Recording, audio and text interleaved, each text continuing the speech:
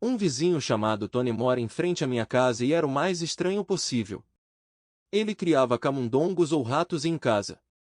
E em todas as oportunidades convenientes eu zombava dele, e tudo isso me divertia. Mas eu não poderia imaginar que o resultado de minhas ações seria o que vou contar para vocês hoje. Aproveite para assistir. Meu nome é Eugênio e tenho uma esposa chamada Ruth. Estamos casados há 3 anos. Depois do nosso casamento, decidimos comprar imediatamente uma casa para ter a nossa própria casa no espaço. A escolha foi difícil, mas acabamos optando por uma pequena casa de 2 andares em um bairro tranquilo da nossa cidade.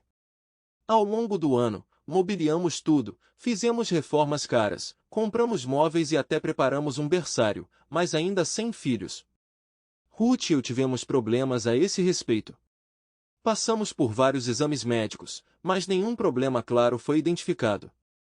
Ruth simplesmente não consegue conceber, e isso já dura 2 anos. Os médicos sugerem a possibilidade de problemas psicológicos, mas sempre que menciono esse assunto com Ruth, ela imediatamente diz: Eugênio, você está zombando de mim? Que psicologia? Só precisamos nos esforçar mais e teremos sucesso. Nunca pressionei Ruth para nada. Pelo contrário, sempre a apoiei e ajudei em situações incertas. Se não podemos ter um filho agora, significa que não é o momento certo. Com estas palavras, decidimos não revisitar este tema e continuamos vivendo.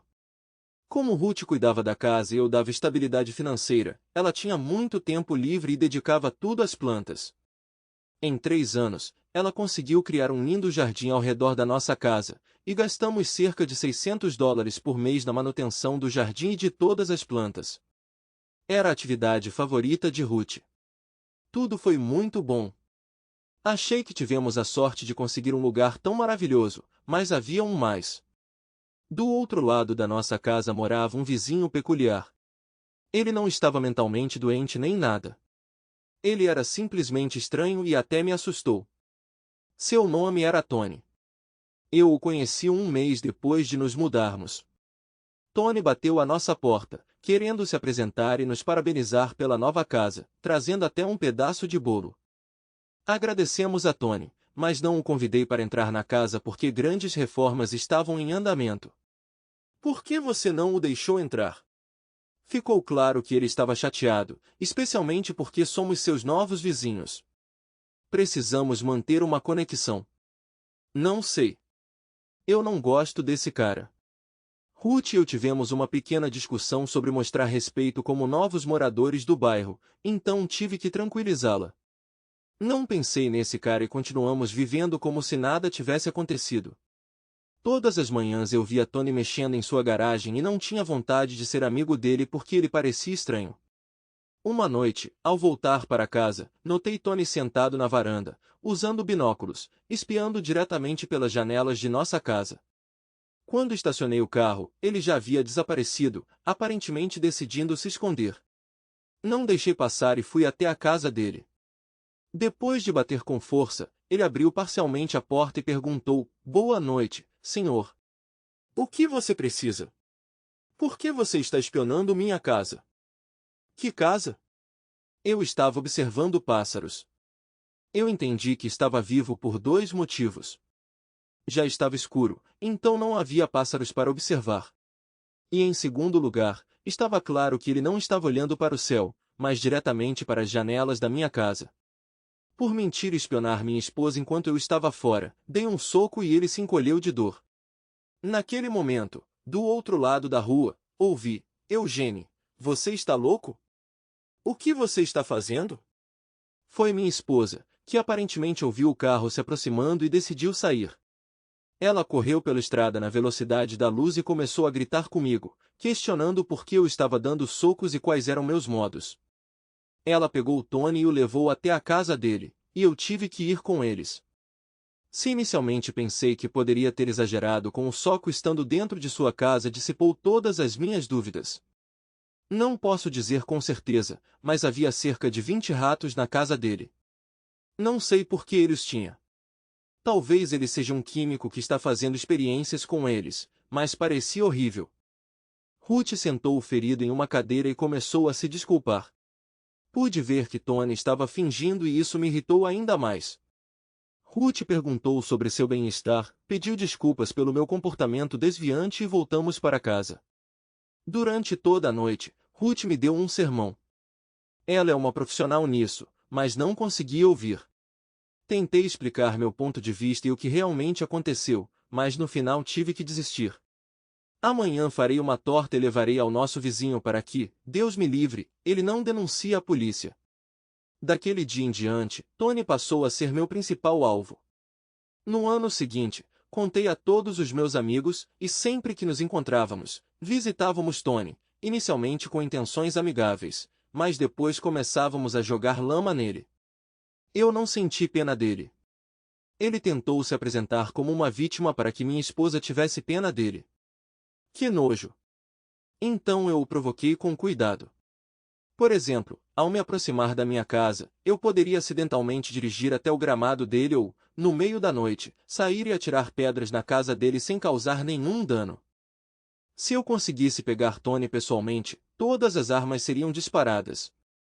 Ele não conseguia me dizer nada e eu sempre tentava machucá-lo com algo ofensivo. Por exemplo, ele morava sozinho, sem família nem pais, e eu constantemente perguntava a ele como eles estavam e coisas assim. Se eu estivesse com amigos, poderíamos insultá-lo em grupo e, uma vez, até o levamos às lágrimas. Eu entendo que me comportei como um monstro, e isso não está certo, mas fui alimentado pelo ressentimento. Se Ruth, minha esposa, não tivesse defendido o cara que cuida dela quando não estou em casa, eu não teria feito nada de errado. Sempre que eu tentava falar com Ruth, ela revirava os olhos e dizia que eu estava paranoico, que Tony é na verdade um cara bom e gentil. Isso me enfureceu e, na primeira oportunidade, eu perderia a paciência, especialmente com Tony, se ele estivesse à minha vista. A situação piorou quando Ruth me acusou. Achei que você tivesse acabado com ele, e aqui está você, sendo um covarde sorrateiro, brincando com um cara quando não estou por perto. Naquele momento, suspeitei que algo estava errado. Acontece que minha esposa, enquanto eu não estava em casa, estava conversando com um cara estranho. Não aguentei e na manhã seguinte bati na porta do Tony para conversar, mas ele não abriu a porta. Então, resolvi deixar essa ideia para trás e conversar direito com ele outro dia. Quando voltei do trabalho no mesmo dia, Ruth me fez uma pergunta estranha novamente. Por que você invadiu a casa de Tony pela manhã? Como você descobriu isso? Você estava dormindo naquele momento. Você não me conhece bem. Pare de caçar nosso vizinho. E foi aí que eu perdi. Tentei manter a calma e a compostura. Passou pela minha cabeça o pensamento de que talvez, enquanto eu estava fora, Ruth estivesse deixando entrar em nossa casa um homem que claramente sentia algo por ela. Pedi desculpas a Ruth e prometi a ela que pararia de perseguir o vizinho e o deixaria em paz, mas com uma condição. Ruth teve que mantê-lo à distância e não deixá-lo entrar em nossa casa. Ela concordou silenciosamente com as condições e continuamos nossa vida pacífica. Moramos nesta casa há 3 anos e os acontecimentos que mencionei anteriormente ocorreram durante o primeiro ano de nossa vida juntos. Depois disso, nossa vida ficou pacífica. Tony não me incomodava mais e Ruth não demonstrou interesse por ele. Eu esperava ter finalmente resolvido a situação. Tony tornou-se completamente invisível para mim e em 2 anos esqueci-me dele como um pesadelo. Tudo estava bem entre Ruth e eu. Continuamos a viver e a melhorar o nosso território. Consegui uma promoção no trabalho, então começamos a economizar dinheiro para nossa tão esperada viagem conjunta. Você poderia dizer que estava feliz até que um dia percebi algo estranho. Eu não tinha prestado atenção nisso antes, mas quando chegava em casa sempre tinha uma caneca na louça suja que ninguém usava. Você sabe, uma daquelas canecas para convidados. Notei que esta caneca estava suja, com suco dentro. Não me preocupei em perguntar a Ruth sobre isso, pensando que era apenas uma coincidência, até que encontrei a mesma caneca, e ela estava suja de novo. Ruth tinha sua própria caneca, na qual sempre bebia qualquer bebida. Eu nunca a vi usar qualquer outra caneca, então pensamentos ruins começaram a surgir em minha mente perturbada. Não decidi falar com ela sobre isso, pois teria sido uma grande tolice. Mas agora, toda vez que volto para casa, noto aquela caneca, e ela me assombra. No final, minha curiosidade tomou conta de mim e eu queria saber o que estava acontecendo em casa enquanto estava no trabalho. Não consegui pensar em nada melhor do que voltar inesperadamente para casa. Durante o almoço, tirei licença do trabalho e fui para casa, decidindo que não seria sensato estacionar o carro perto de casa. Deixei-o não muito longe e caminhei até casa. Parado na porta da frente por alguns segundos, abri a porta e entrei na casa. Houve um silêncio estranho, como se não houvesse ninguém em casa. Em alguns minutos, andei por toda a casa e não encontrei nenhum sinal de Ruth. Aí fui procurá-la no quintal, mas também estava vazio. Ligando para Ruth, descobri que o telefone dela estava desligado e ligar foi um esforço inútil. Achei que ela provavelmente estava em algum lugar da cidade, fazendo compras. Depois de ficar mais alguns minutos em minha propriedade, eu estava prestes a voltar para o carro quando de repente tive vontade de visitar meu vizinho, Tony. Não sei porquê, mas tive um forte desejo de saber como ele estava. Antes de bater na porta, olhei para dentro, mas não consegui ver nada através delas porque as cortinas estavam penduradas. Depois de ficar mais alguns minutos perto de casa, bati 3 vezes, mas ninguém abriu. Dei mais algumas pancadas e também não obtive resultado. Eu estava prestes a sair quando de repente decidi experimentar a maçaneta e ela estava aberta. Encontrei-me dentro da casa de Tony, onde não ia há cerca de 2 anos. Durante esse tempo, parecia que nada havia mudado, apenas estava mais limpo. Aproximando-me da escada que levava ao segundo andar, ouvi rangidos e gemidos femininos, o que me intrigou. Comecei a subir com cuidado, tentando torná-la o mais suave e cautelosa possível devido ao rangido da escada. No segundo andar havia um corredor e vi uma sala de onde vinham os sons. Espiando lá dentro, vi Tony tendo relações sexuais com uma garota. No começo, não percebi que era minha esposa e que era com ela que Tony estava na cama naquele dia. Foi um verdadeiro choque para mim. Fiquei ali como uma pedra, apenas observando, até que me dei conta de que precisava agir. Antes de fazer qualquer coisa, resolvi gravar para a câmera e, depois de colocar o celular no bolso, entrei na sala. Eu queria atrair a atenção deles, tossindo deliberadamente alto. Os coelhos se esconderam rapidamente. Tony começou a tremer. Não consegui ver seu rosto, mas senti que ele estava com medo. Ruth levantou a cabeça para ver quem estava lá e, com as palavras, "Ah, droga", abaixou a cabeça de volta na cama. Fiquei ali, observando silenciosamente a reação deles, decidindo que precisava de mais filmagens. Liguei a câmera do meu telefone. "Como vocês estão? Talvez você possa me explicar o que está acontecendo?" Eu perguntei, mal me segurando. Entendi que brigar não era uma opção. Caso contrário, na pior das hipóteses, eu causaria sérios danos a Tony ou acabaria na prisão. Eu não queria nenhum desses. Naquele momento, percebi que meu casamento havia chegado ao fim. Ninguém respondeu à minha pergunta e, de repente, inesperadamente, Tony levantou-se da cama. Naquele momento tive medo que ele me atacasse e corri em direção à janela, pulando como um peixe e quebrando o vidro. O nível do meu choque atingiu o teto. Eu já tinha visto essas fugas em filmes, mas aqui um cara resolveu fugir da própria casa e até pulou como um peixe do segundo andar.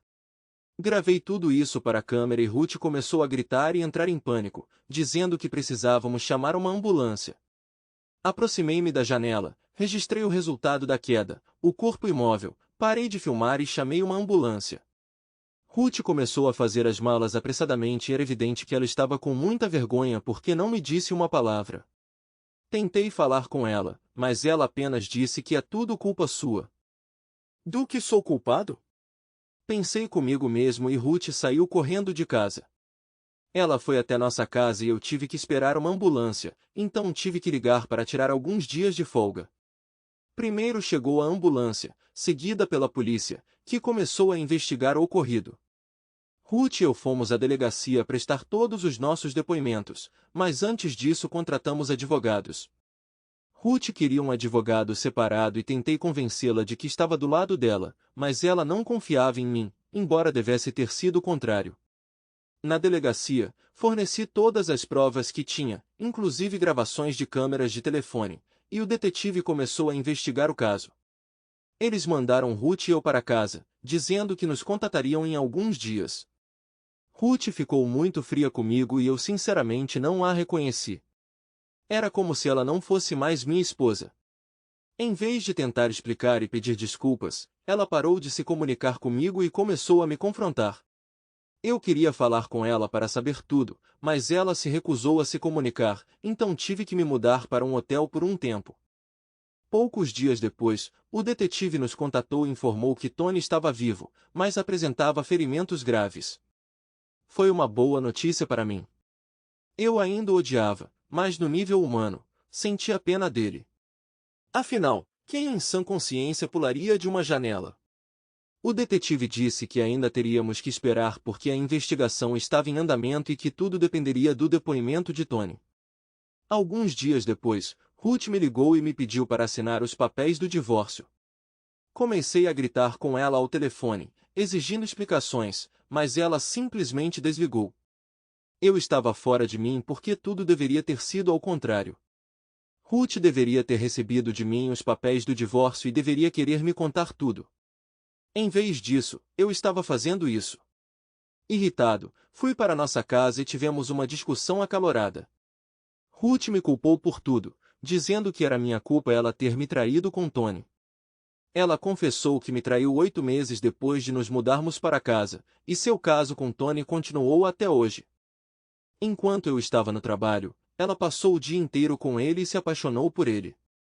Ela tinha medo de me contar qualquer coisa e não sabia o que fazer. Por causa de sua tolice e medo, o pobre rapaz está agora no hospital. Ruth disse que se eu não tivesse zombado de Tony, ela não teria prestado atenção nele. Ela contou que desde o primeiro dia em que nos mudamos para a nova casa, Tony imediatamente se apresentou a ela. Inicialmente, ela achou que ele era inadequado, então o manteve distante. No entanto, quando comecei a provocar Tony, Ruth começou a se sentir atraída por ele, encontrando nele muitas qualidades positivas. No final, ela se apaixonou por ele e teve medo de me contar. Fiquei furioso por ter sido enganado durante 3 anos, apenas para ser retratado como o culpado. O casamento implica comunicação, onde cada cônjuge compartilha suas experiências e pensamentos sinceros. Ruth violou todos os votos e mentiu para mim durante anos. Assinei os papéis do divórcio e saí de casa. Essa honestidade me irritou muito e eu queria fazer algo ruim. Sabendo que Ruth adorava plantas e passou anos cultivando o jardim ao redor de nossa casa, peguei uma lata de gasolina de minha casa e comecei a despejá-la em todas as plantas. Então coloquei fogo em tudo e fui embora. Eu estava em um estado em que não me importava com nada. Eu não conseguia aceitar o fato de ter sido enganado por tanto tempo. Isso desferiu um golpe no meu ego. Voltei para o hotel e comecei a beber uísque até desmaiar. Acordando na manhã seguinte, vi 50 ligações perdidas de Ruth.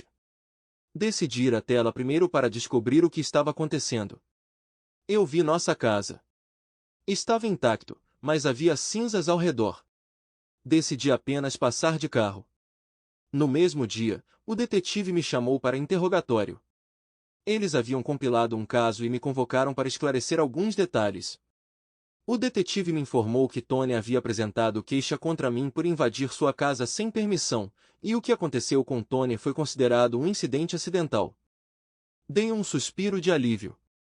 O mais surpreendente para mim foi que Ruth não apresentou queixa contra mim por incêndio criminoso, embora eu basicamente tenha violado algo sagrado para ela.